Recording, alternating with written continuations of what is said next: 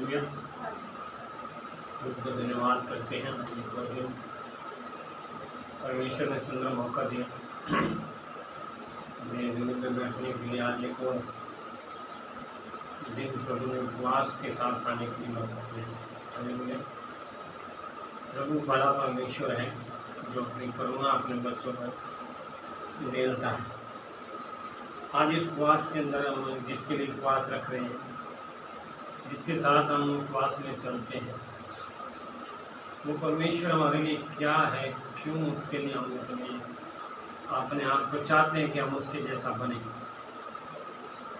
मैं उसके लिए एक छोटी सी लव स्टोरी, जो एक प्यार की कहानी यीशु मसीह की, मैं वो बताना चाहता हूँ कि हम लोग दुनिया में किस उद्देश्य के लिए परमेश्वर ने हमें बुलाया था, किस उद्देश्य के लिए हमें चुना है, क्या कारण था कि परमेश्वर ने हमें यीशु मसीह के पास आने की जरूरत पड़ती है। हम लोग कई बार सोचते हैं कि दुनिया में जिसमें मैं जी रहा था, मैं जो चल रहा था, बहुत अच्छी दुनिया थी, पर एकदम जब हम मसीह में आते पूरी लाइफ चेंज हो जाती है। क्यों बदल जाता है? तब हमें क्यों समझ में आता है कि जो मैं जी रहा था वो गलत था, अब जो जी रहा हूँ वो सही था।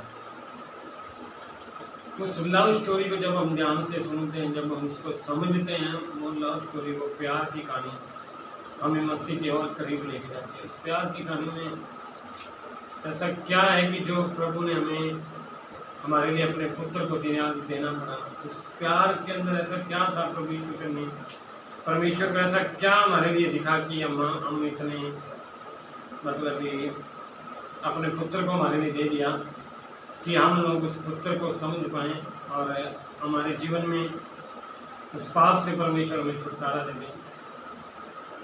मैं आपको कुछ बातों को बताना चाहता हूँ कि प्रभु यीशु ने जो हमसे प्यार किया वो अद्भुत अनुग्रह था, अद्भुत अनुग्रह।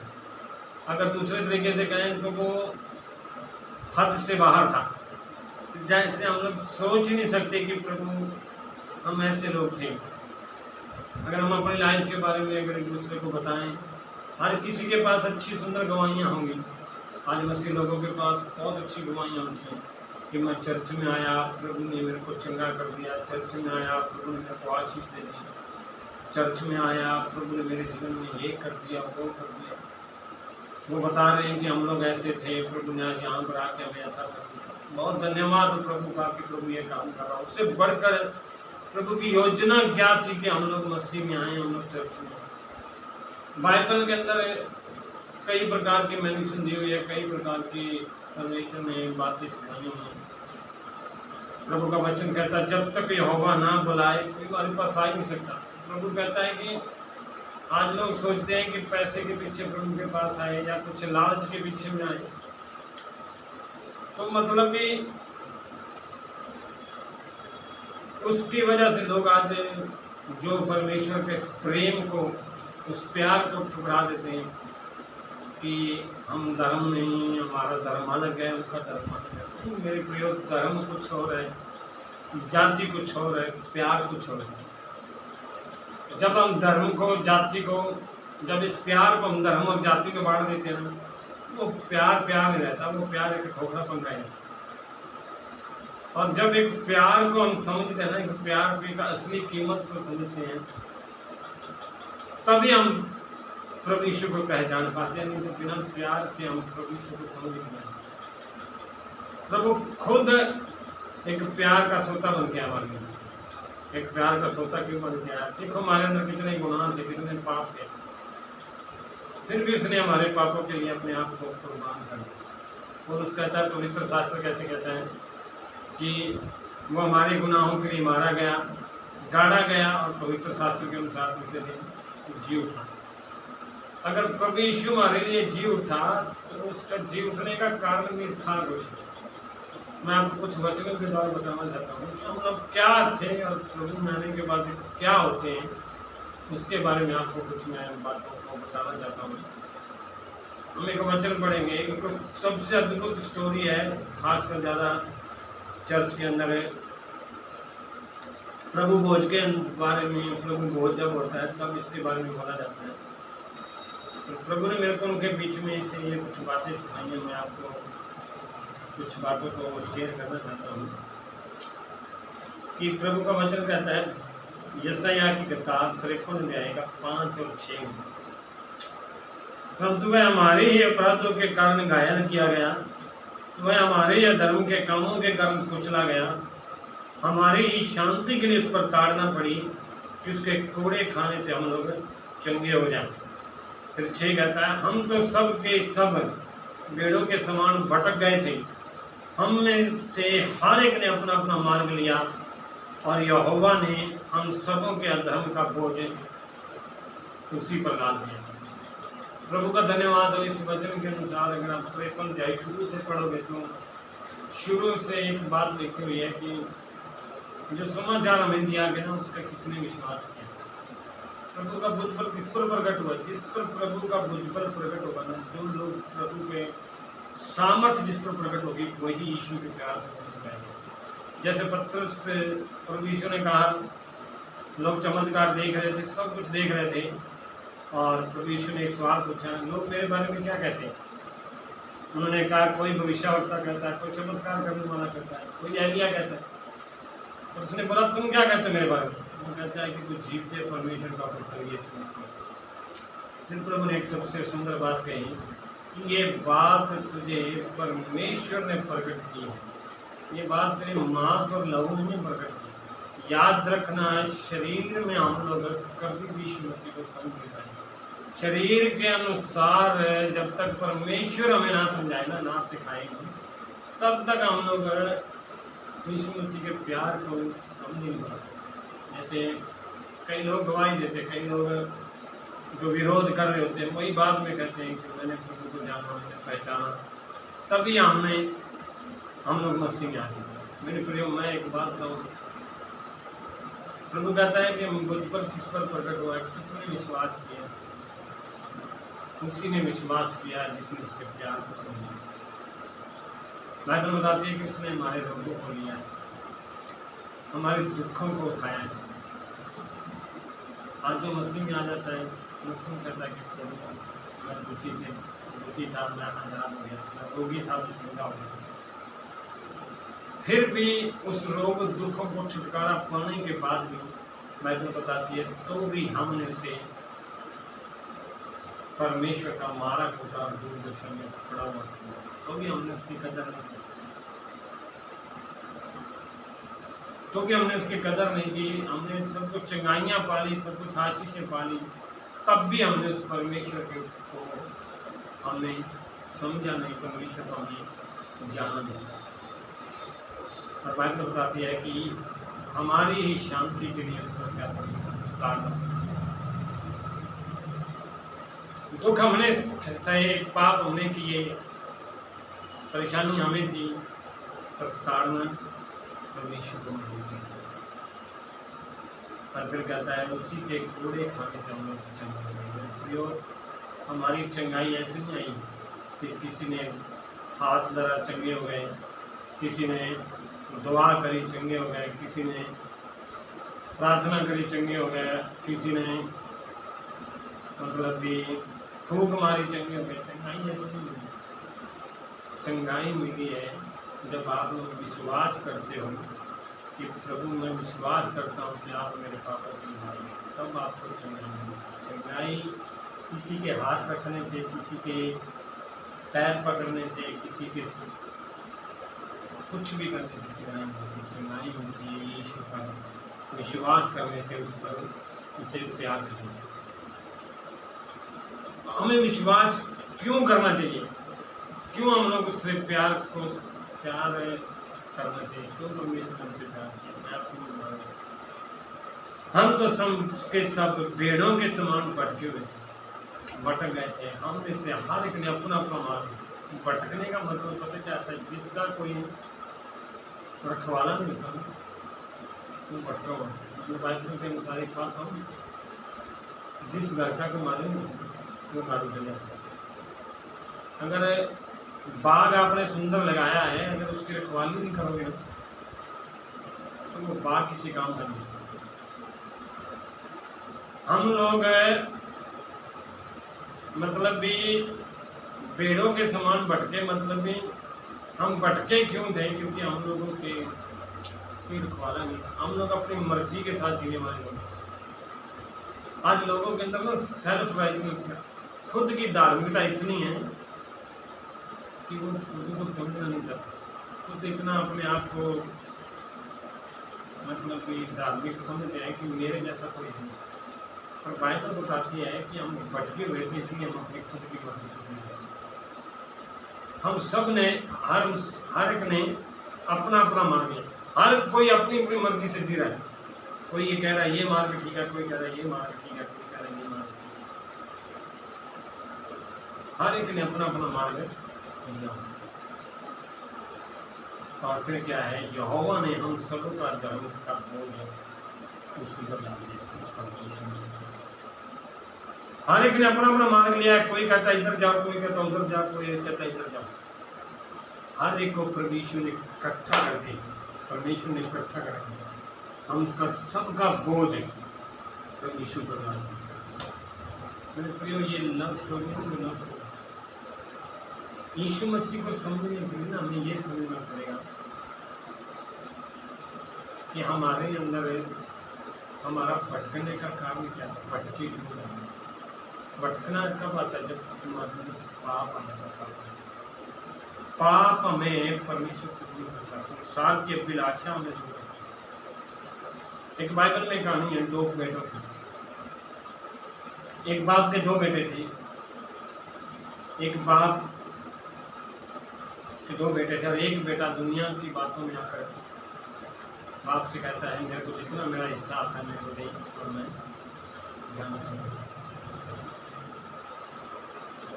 मेरा एक तजुर्बा है, बाइबल में नहीं लिखा है, मैं कहना चाहता हूँ कि जब बाप से बेटे ने पैसा मांगा होगा ना, उसकी उम्र नौजवान लड़का है। आज के नौजवान लड़के अपनी मर्जी से जीना चाहते हैं, उन्हें कोई मतलब नहीं किसी से, उन्हें सिर्फ अपनी खुशी चाहिए, अपनी मर्जी चाहिए, अपना जीवन चाहिए।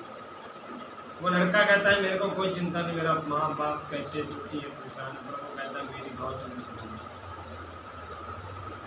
बाप ने बड़ा समझाया होगा, बेटा मान जा, बेटा मान जा। माँ ने भी बड़े तरले खड़े हुए, उसने रिश्तेदारों को बोला होगा, भाई बहनों को, साथ संबंधियों को बोला होगा, और वो अपनी जिद में बैठा हुआ है कि मेरे को कोई किसी की जरूरत नहीं, मेरे को सिर्फ मेरा पैसा चाहिए, मेरे को सिर्फ अपनी मर्जी थी करनी है, मेरे को किसी से कोई मतलब नहीं। बाप दुखी है, परेशान है, पर फिर भी वो बेटे को कोई चिंता नहीं, बेटे को चिंता है सिर्फ अपने पैसे की और दुनिया की। जब वो बेटे को उसने बोला कि बाप होने के नाते कि तेरा हिस्सा है तो ले जाना, वो बाप से तब नहीं अलग हुआ जब उसने घर छोड़ा, जब बाप से वो तब अलग हो गया जब उसने अपना हिस्सा मांगा। और फिर जब वो अलग हो गया, लोगों ने बेटे को कुछ नहीं कहा। लोगों को क्या कहते हैं कि जवान लड़के तो बच्चे हैं, माँ बाप बिगड़, बेटे को कुछ नहीं कहा।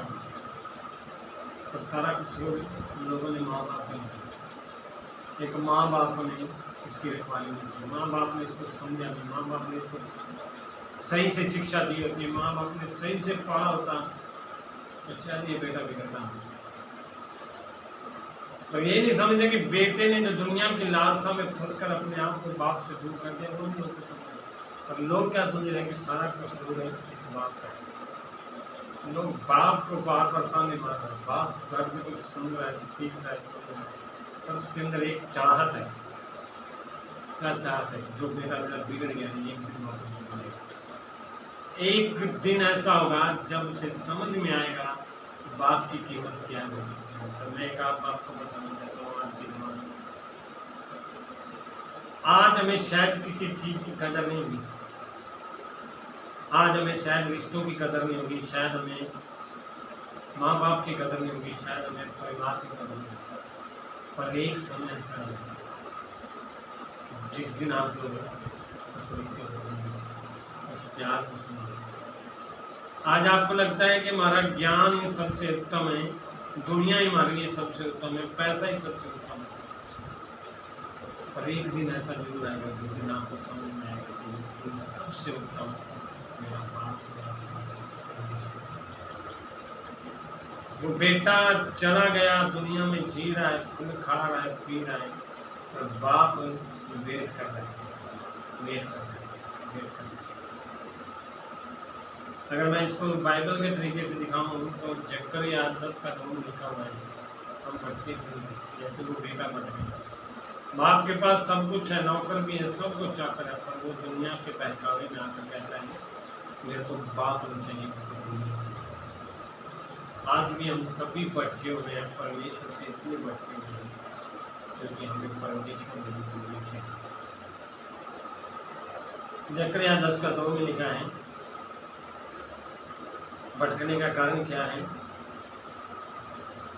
क्योंकि ग्रह देवता अनर्थ बात कहते और भावी कहने वाले झूठा दर्शन देखते और झूठे स्वप्न सुनाते और व्यर्थ शांति देते हैं।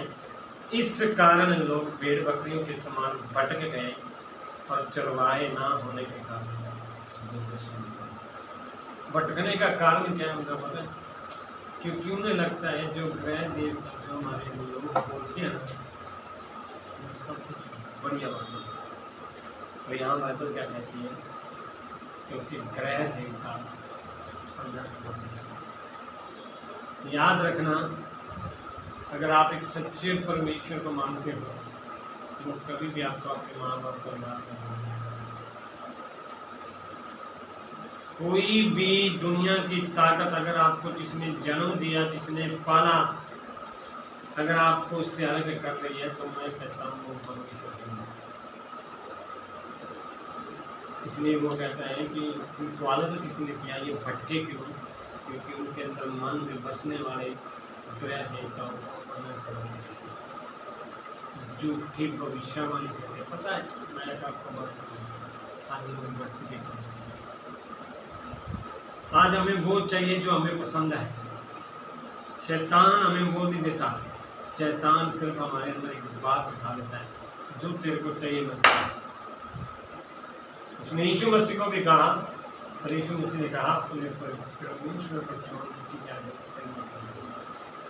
तो हम लोग बड़ी जल्दी दुनिया की बातों को देखकर सिर झुका देते हैं और झूठी भविष्यवाणी करते हैं, ये काम हो जाएगा, ये काम हो जाएगा, ये काम हो जाएगा, ऐसे करो ऐसे हो जाएगा, ऐसे करो ऐसे हो जाएगा। और वो कुछ दिन के लिए दिखाता है, कुछ दिन के लिए दिखाता है और बाद में वही अपना दोष ना निकाल कर दूसरों का दोष निकाल देता है कि इसकी वजह से तेरा काम नहीं बन रहा। फिर हम लोग वो गलती को तो नहीं देखते हम लोग क्यों भटके गए हैं, पर हम लोग दूसरों का दोष निकालते हैं, इसी की वजह से हम लोग भटके हुए। और बाइबल बताती है भावी कहने वाले झूठा दर्शन दिखाते और झूठा स्वप्न सुनाते और व्यर्थ शांति देते, जिसकी कोई शांति नहीं। आज मतलब इस बेटे को लग रहा था कि बाप से अलग होकर मेरे पास पैसा आ जाएगा, मेरे पास यार दोस्त होंगे, मेरे पास फ्रेंड होंगे, मेरे पास अच्छी पैसा हो जाएगा तो मेरे को शांति मिलेगी, मेरे को दुनिया में अच्छी जीने का मौका मिलेगा। ये झूठा एक बहकावा आ जाता है।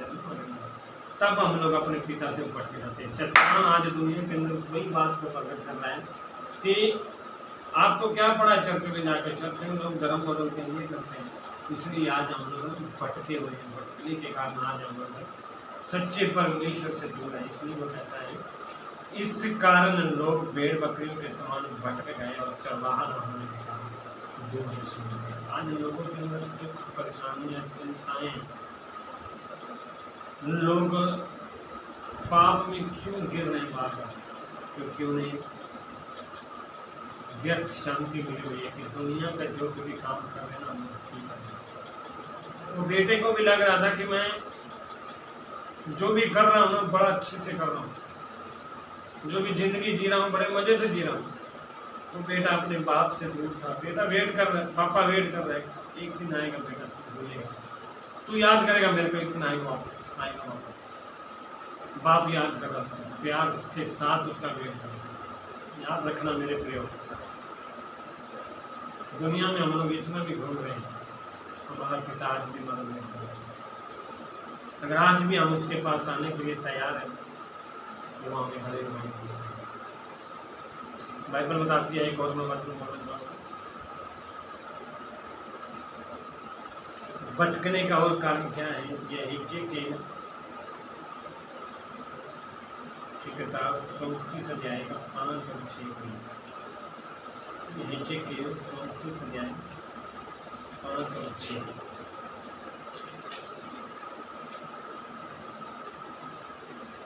वे चरवाहे के न होने के कारण तितर बितर हुई और सब वन पशुओं का आहार हो गई। मेरी भेड़ बकरियां तितर बितर हुई हैं। वे सारे पहाड़ों और ऊंचे ऊंचे टीलों पर भटकती थी। मेरी भेड़ बकरियां सारी पृथ्वी के ऊपर तितर बितर हुई और न तो कोई उनकी सुधि लेता था न कोई उनको घूमता था। आज मेरे प्रिय एक बात बताऊं, हम अच्छे चरवाहे नाम मिलकर करें। आज हमें भी खुद नहीं पता हम कहाँ पर जा रहे हैं। कभी किसी मंदिर में जा रहे हैं, कभी किसी जगह पर जा रहे हैं, कभी किसी जगह पर जा रहे हैं। लोगों के अंदर एक आज की गलत विचार बैठा है, जहाँ पर भी जाओ भगवान एक। अगर भगवान एक होता ना मेरे परिवार को दुखी होता।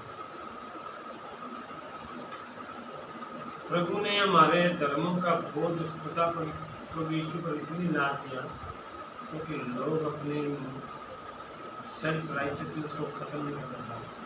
हर एक ने अपना अपना मार्ग लिया।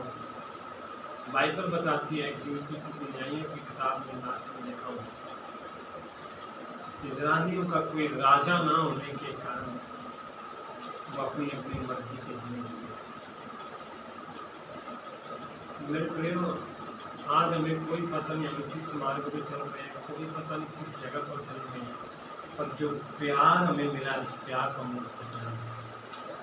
उस बेटे ने भी जब उस प्यार को ठुकराया, उस बेटे ने भी जब उस प्यार से नफरत की, उसका भी कोई मार्ग नहीं था, कोई रास्ता नहीं था। उसका जैसा जी करता था वो अपनी जिंदगी जीना। एक दिन ऐसा हुआ, सब पैसा खत्म हो गया, सब दौलत खत्म हो गई, सब दुनिया की ताकतें खत्म हो गई। इसका आहार क्या होगा पता है? बाइबल बताती है चरवाहे के ना होने के कारण तो सब वन पशुओं का आहार होगा। उसका खाना क्या हो गया? जो सूअर खाना खाते थे वो खाना।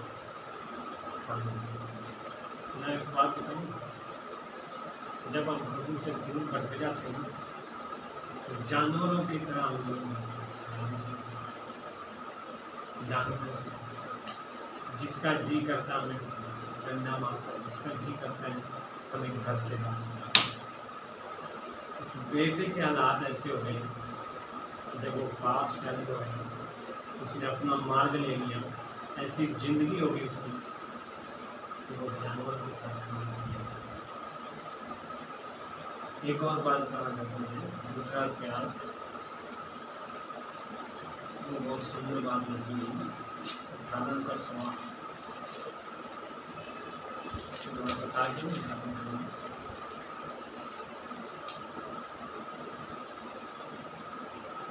मीकाया ने कहा, मुझे सारा इज़राइल बिना चरवाहे की भेड़ बकरियों के समान पहाड़ों पर तितर बितर दिखाई पड़ा, और यहोवा का वचन आया कि वे तो अनाथ हैं, इसलिए हर एक अपने अपने घर कुशल से मुझे।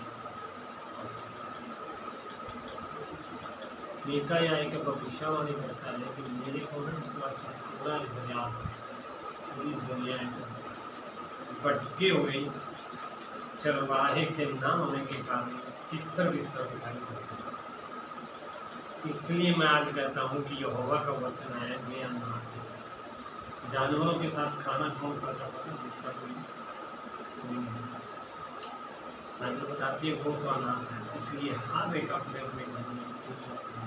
आज मेरे पेट में एक बात करता है, हम लोग भी उस बेटे के समान हैं, पिता से दूर हैं। हम लोग भी इस पिता के समान हैं, बेटे के समान हम लोग भी अनाथ की जिंदगी। आज एक अच्छा चरवाहा ना होने के कारण, एक अच्छा पिता ना होने के कारण हम भी अनाथ का जीवन जीते।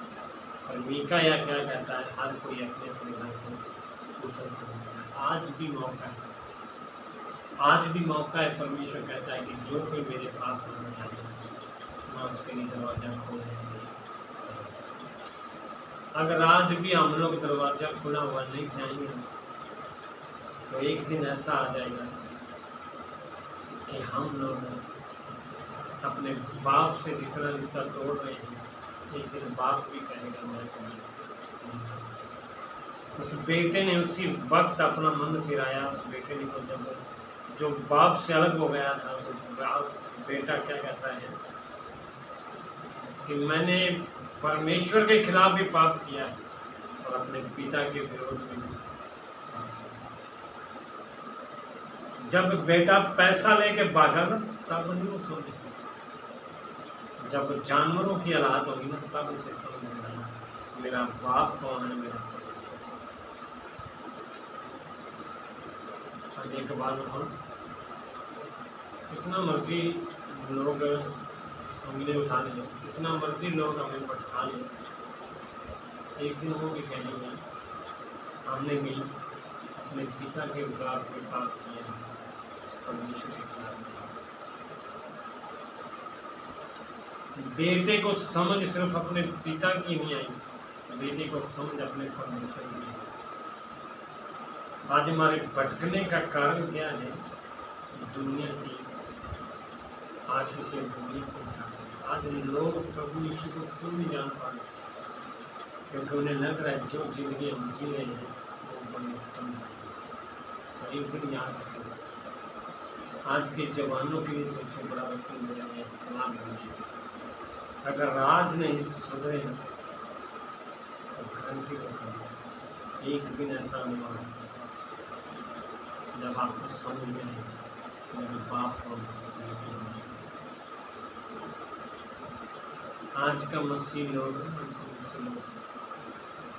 प्रभु के पास है, प्रभु के साथ है। आज ना हम लोगों को आशीषें चाहिए,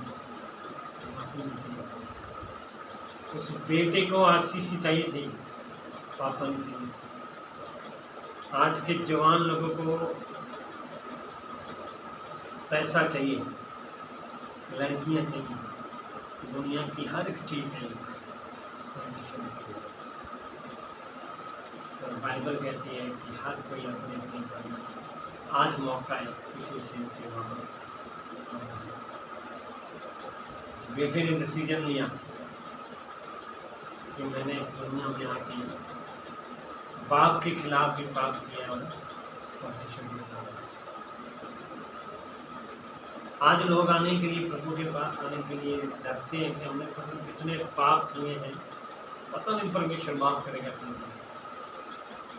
इतने ताने सुने बाप ने, इतना वेट किया बाप ने, पर एक खुशी के लिए वेट किया कि मेरा बाप बेटा एक दिन वापस आएगा। मेरे प्रिय, सबसे बड़ी अल्लाह को इतने गुनाह करने के बाद जब वो बेटा बाप के पास गया, बाप उसका माहिर किया। उसने बोला ये बेटा मेरा मर गया था, अब जी है। हम लोग जब दुनिया का जीवन जीते ना, बाप से दूर होते हैं, हम मरे हुए जीवन। उस बेटे के कपड़े फटे हुए थे, बेटे की जिंदगी खराब थी, बेटे के हालात खराब थी। बाप ने कुछ नहीं देखा कि मेरा बेटा ने क्या किया मेरे साथ, लोगों ने क्या करने वाले, लोगों ने क्या बोला। बस उसे इतना पता चला कि मेरा बेटा मेरे पास है। अगर आज हम कुशल सेम से वापस लौटने के लिए तैयार हैं तो हमारा पिता परमेश्वर का सबसे लव स्टोरी सुंदर क्यों है? क्योंकि भटके हुओं को उसने लौटाया। और एक सिंपल बात कहूँ जो लास्ट में कह रहा, वो बेटा जब तक बाप से अलग था दुनिया में भी रहता था, और जैसे ही बाप के पास आए मसीह में जीने लगा।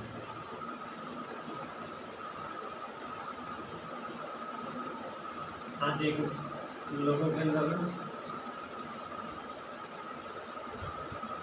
मैंने जीवन में एक बात कहूँ, मेरे 15 साल से मसीह में हूँ, और ये 7 साल में सही तरीके से जो प्रभु ने मेरे को उस प्यार को समझा, 7 साल से सही से चल रहा हूँ। 25 साल तक प्रभु यीशु मेरी वेट करता रहा कि मेजर कब मेरे पास आएगा, कब मेरे पास आएगा। जिस दिन मैं उसके पास आया, वो एक बात कहता है, मेजर जितना संसार में जीना चाहूँगा, अब आजा मेरे पास। एक बात बताऊँ ना, अगर हमें संसार में जीना होता ना, प्रभु हमें अपने पास ही नहीं। अगर हमें संसार की बातों में उलझना होता ना, प्रभु हमें अपने पास कभी नहीं होता। उसे पता लग गया था कि अब इसका जितनी इसने कोशिश करनी थी, जितनी इसने हिम्मत करनी थी, जितनी इसके पास ताकत थी, अब इसकी खत्म हो गई। अब आ जा मेरे पास। इसलिए मैंने शुरू से कहा ना, बाइबल में लिखा है, जब तक यहोवा ना बुलाए कोई उसके पास नहीं आ सकता। परमेश्वर ने देखा कि वो बेटा टूट चुका है, हार चुका है, उसने बोला अब मेरे पास आ जा। मीका कहता है, हर कोई अपने अपने घर में कुशल सेम से लौट आया। वो बेटा वापस लौट आया और बाप उनसे सबसे बड़ी अनाज पर इससे बड़ी क्या कि जिस बाप बेटे को बाप की कदर तक नहीं होती, उसी बाप बेटे को बाप ने अब राजे की कुर्सी में बैठा दिया। जिस बेटे को बाप को समझता भी नहीं था, उस बेटे को बाप ने दुनिया के लिए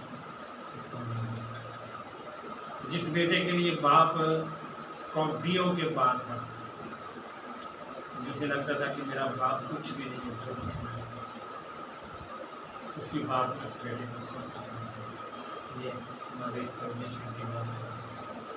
हमारे पिता ने भी हमें, दुनिया में हम भटके हुए थे, दुनिया में हम मरे हुए थे, और जैसे हम उसके पास आए, उसने हमें दुनिया की हर एक आशीषों से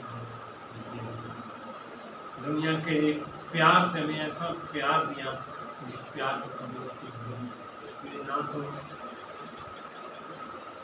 हम ये कह सकते हैं कि मैं मसीह में आया तो मेरे जीवन में चंगाई हुई, मैं मसीह में आया मेरे जीवन में आशीष आई, मैं मसीह में आया मेरे जीवन में नहीं हुआ। हम जो सिर्फ ये कह सकते हैं, हम भटके हुए थे और उस पिता ने हमें बनाया। हम पाप में फंसे हुए थे, हमारे पापों को उसने दूर किया। मसीह एक जीवन लव स्टोरी है, मसीह जीवन को दिखाई, मसीह जीवन एक प्यार की कहानी है, मसीह जीवन एक कोई जातिवाद की कहानी है। बेटा दूर इसलिए था कि वो प्रभु पिता को पहचान रहा था, उस रिश्ते को समझ नहीं पा रहा था कि जिस बाप ने मेरे को जन्म दिया, जिस बाप ने मेरे को इस धरती पर भेजा, वही बाप की कदर को भूल गया। इसलिए पिता ने उसे इस बाप की कदर याद दिलाने के लिए उसे अपने से जोड़ा। आज जब तक हम पिता की कदर नहीं करेंगे, उस परमेश्वर की कदर नहीं करेंगे, हम भटकेंगे। हम उस पिता से दूर रहें जब तक हम उसकी कदर नहीं करेंगे, और जब हम उसकी कदर करनी शुरू कर देंगे, वो समय आ जाएगा पिता हमें और याद रखना, हमारे हर एक गुनाह और एक ही बात कहेंगे, धन्य है मेरे बेटे जो तुम दुनिया को छोड़कर नहीं। इसलिए आज मैं ये कहना चाहता हूँ कि बाप और बेटे की लव स्टोरी में अगर हम अपने आप को रखें, नेचर भटका हुआ था, हम परमेश्वर में 25 साल बाद अपने गले लगाएंगे। हम भी दुनिया में भटके हुए हैं जब तक उस पिता के पास नहीं है। हमें जो गलत स्वप्न दिखाने वाले, गलत भाभी कहने वाले, झूठी शांति देने वाले जो दुनिया में बैठे हैं, हम जब उससे अलग हो जाएंगे, जब एक सच्ची शांति के पिता के पास जब आएंगे, यीशु मसीह के पास जब आएंगे, तब हमारा भटकना होगा और हमारे पापों से आजाद होकर करने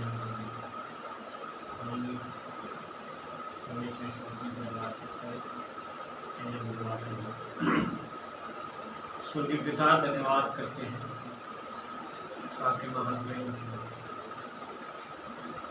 प्रभु उस बेटे के समान हम भी उन गरीब देवताओं के बीच में, भावी कहने वालों के बीच में, अनाथ सौपन दिखाने वालों के बीच में तो बेटा हम अनाथ थे प्रभु, परंतु धन्यवाद आपने कुशल सेन से हमें वापस लेकर आए। हमारी कोई हड्डी नहीं टूटी, हमें कोई प्रभु बीमारी नहीं थे, हम कोई दुखी नहीं थे कि हम आपके पास आए, परंतु आपने हमें बुलाया तब हम आपके पास आए। हम पूरे होशोवास में जब आपके पास आए प्रभु, तब हमें समझ में आया कि असली प्यार आपके पास है। हम धन्यवाद करते हैं, हमें क्षमा करें, हमारे गुनाहों से हमें माफ करें। और धन्यवाद प्रभु आपने हमें करने से किया, इस प्यार के लिए जो आपने हमसे किया। ये मैंने अपना मार्ग लिया हुआ था, तो आपने उस मार्ग से हटाकर प्रभु एक सही मार्ग की ओर लेकर आया, उसके लिए धन्यवाद। उस प्यार के लिए धन्यवाद, प्रार्थना सुनने के लिए धन्यवाद। आज हमें बाप को देते हैं, प्रार्थना ईश्वर से। आमीन।